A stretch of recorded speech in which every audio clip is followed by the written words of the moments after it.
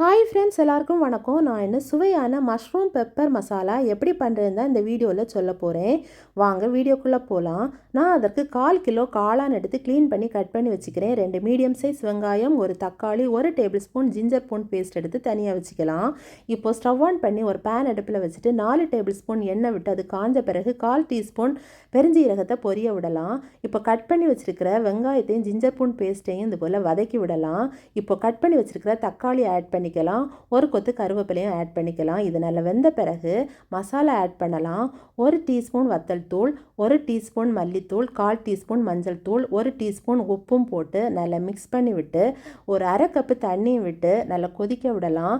இப்போது கட் பண்ணி வச்சுருக்கிற காளானை இதில் ஆட் பண்ணி நல்லா கிளறி விடலாம். இப்போ மூடி போட்டு ஒரு 7 நிமிஷம் மீடியம் ஃப்ளேமில் வேக வச்சு எடுக்கலாம். இப்போ நல்லா ட்ரை ஆகி கிடைக்கும்.